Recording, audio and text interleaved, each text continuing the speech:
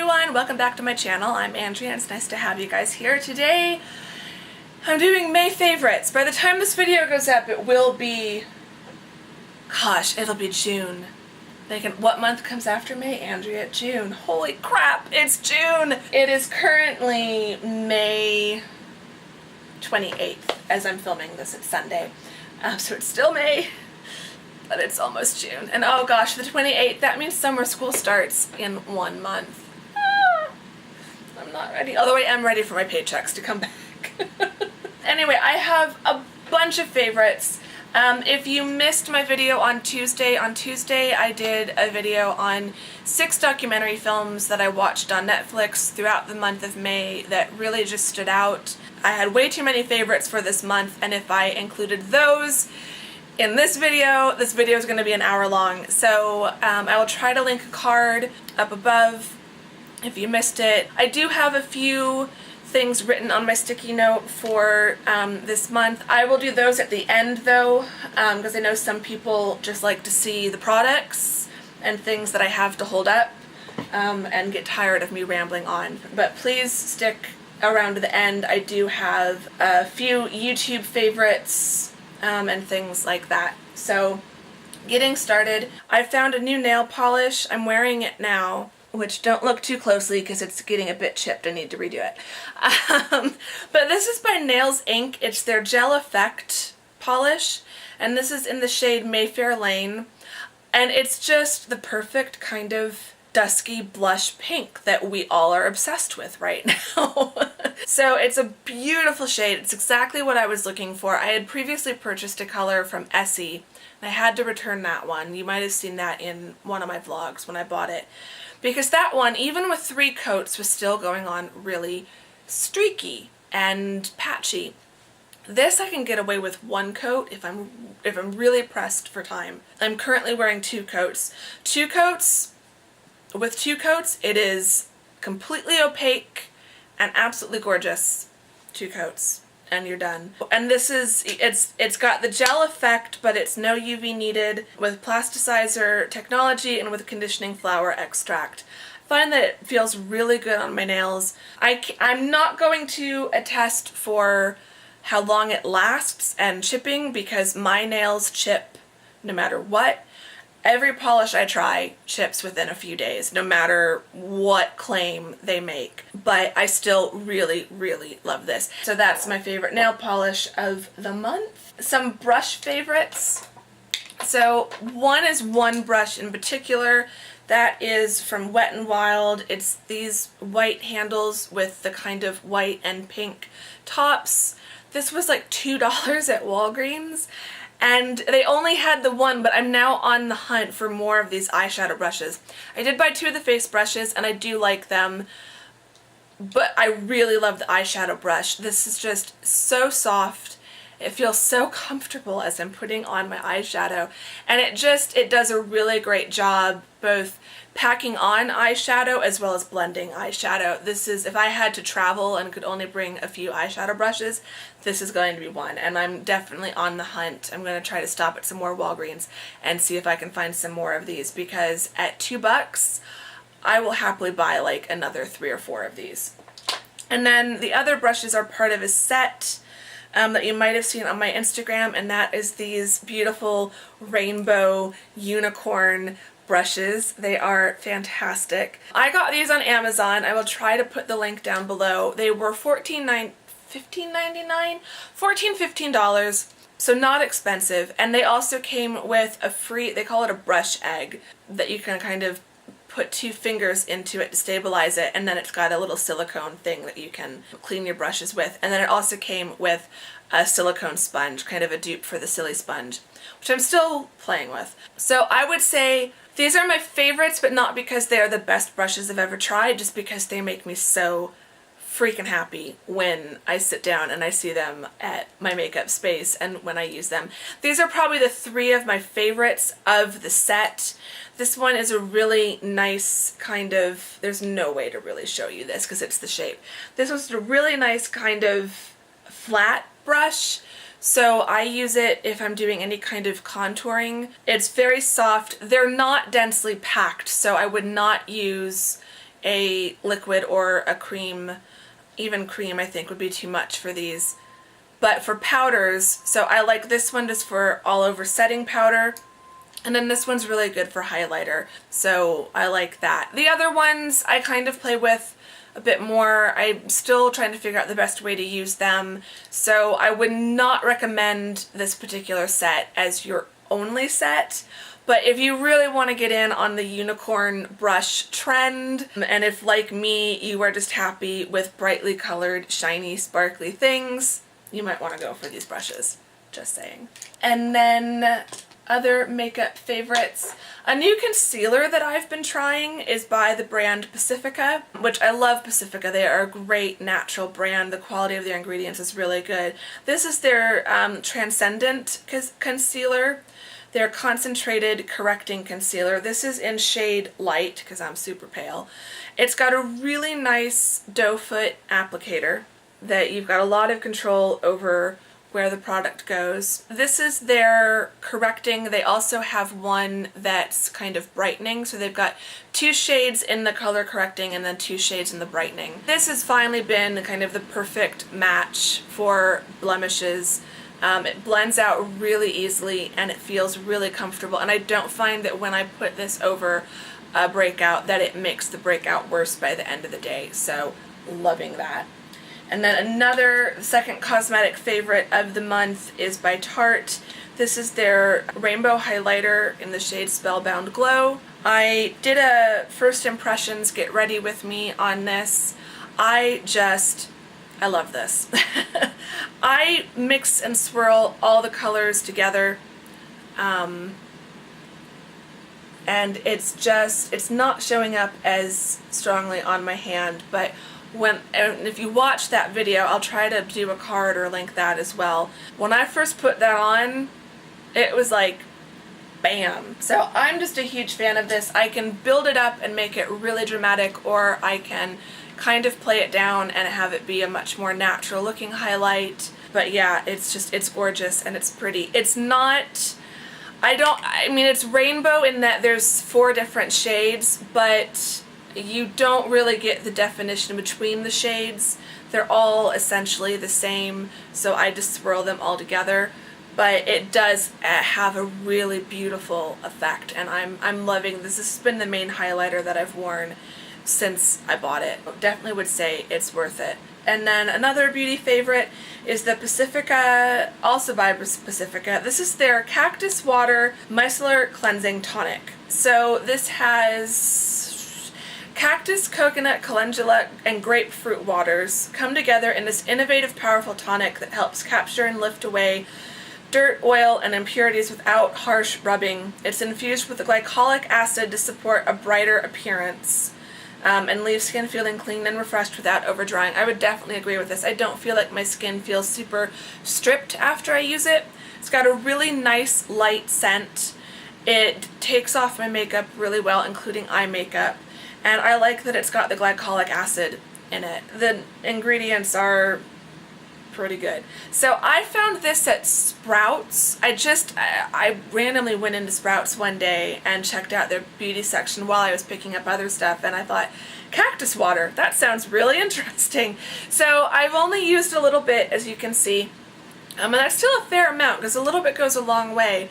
I've been using this not quite every day, but nearly, and so it seems like it's going to last a long time. There's 8 fluid ounces in it. It's 100% vegan and cruelty-free, but it's also formulated, for me, it doesn't have parabens and all that crap in it. So I'm really enjoying this. I'm still kind of seeing what my long-term results are, but first impressions are really, really high, and I would definitely recommend giving it a try if you haven't already. And then the final beauty favorite, I finally broke down and I have started using the wet brush. I picked this up at Walgreens just because I was needing a new hairbrush, and I thought, what the heck. I've been such a devoted fan of the Tangle Teezer, and I still will use my Tangle Teezer, but I'm really being converted to the wet brush. This works so well. I don't think it works necessarily any faster, but I do like having a handle. I feel like this works better on dry hair than my Tangle Teezer, so this can work wet or dry, whereas the Tangle Teezer is really, I feel like it's at its best on on wet hair. So I would still replace my Tangle teaser if I needed to, but I'm loving the wet brush. So those are all the beauty favorites. Now getting into the lifestyle favorites. I'm going to try to be quick. But, you know, monthly favorites, we all know that I tend to chat and ramble on with these videos. I just need a coffee break there. I read a book, which I was really happy about. Now that I'm done with comps and colloquy and I'm working on my dissertation, I'm trying to read more novels and kind of strike that balance and make sure that I'm reading for fun a little bit each day. So this novel is called Good Night from London. It's by Jennifer Robson. The way she wrote this, I'd like to check out some of her other books because she's just got a really great writing style. So this is about an American reporter who gets sent to London at the start of World War II to report on the war and kind of send back stories of the war in London and what it's like. And of course she meets a soldier and there's a bit of a romance, but it's so hard to describe why I love this book. It's got a little bit of everything. It's got a bit of the romance, but it doesn't go into like really cheesy romantic territory. It's got the action and adventure. It's incredibly well researched. The writer she holds a doctorate in British Economic and Social History from St. Antony's College at the University of Oxford. So you can definitely tell she's got an academic background and she knows how to do research because it is so well researched. I'm not a complete expert on World War II in London, and in the rest of the UK, but World War II, specifically the UK experience during World War II, is something that I have been incredibly fascinated by for a number of years now, and I have done a lot more research than the average person. I've read a bunch of historical books on that time period, so I've collected a fair amount of knowledge, and also just my knowledge of London itself and the geography and the places that she mentions. She also clearly knows London really well. It's the type of thing where even if you've never been to London, you'll be able to read and enjoy this book, but if you are familiar with some of the landmarks and places that she mentions, it just makes the book come even more alive. Her descriptions of going through the Blitz are really well done. You can tell that she's really read a lot of first-hand accounts of what it was like to survive the Blitz in London. It made me laugh, it made me cry, but ultimately you are just so satisfied with how everything comes together in the end. This is the book, some of you may remember in one of my weekly vlogs, I spent one afternoon, I think it was on a Wednesday, we had a really beautiful day and I spent half the afternoon out on my balcony just reading. This is what I was reading and I stayed out there until I finished the book, and I love this book. I'm now reading another book based around World War II but set in France, and I'm really hoping it lives up to. This was just so good. I want to reread this, and it's not even been that long since I read it. So, if you're looking for a really good novel, I highly recommend Good Night from London. Really good. And then going to my sticky note. So I've got 4 YouTube favorites, and I'm going to try to go through these quickly. I will also try to remember to leave links to all of these videos and channels down below, and I highly recommend going and checking them out. So the first one and the most recent one is a video by Lucy Wood, who I've just become a huge fan of in general. She does just some really amazing, really insightful videos that make you think, including this one, The Power of the Teenage Girl. And she kind of starts off responding to the Manchester attack and basically the demographic that was at the Ariana Grande concert and how it feels like it was an attack on the teenage girl.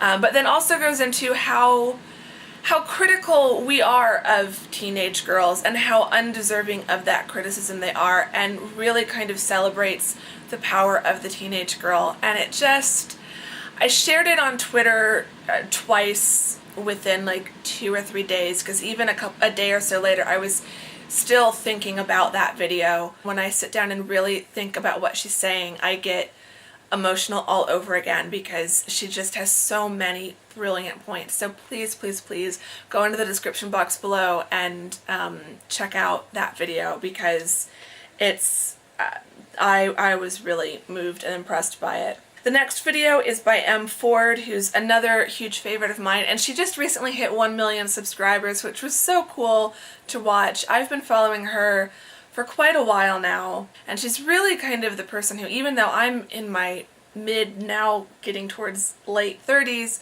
it's only been in this past year and since watching her videos that I've kind of started to finally really feel comfortable with my acne scars and less self-conscious about them, and I credit with a lot of that. And she recently did a video in collaboration with Ole Henriksen, Get Ready With Me in Iceland, and it's essentially a short film, and M is brilliant not only as a YouTuber but also as a filmmaker who uses YouTube as a platform. I mean, her work is brilliant. If you have not watched You Are Disgusting, you need to watch that one too. I'll try to remember to link that below.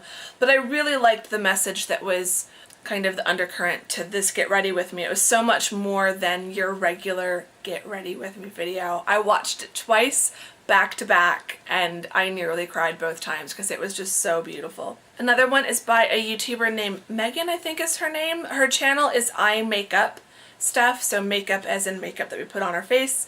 I really like the channel name. It's a two-part video, and the videos are called A Face Full of Makeup.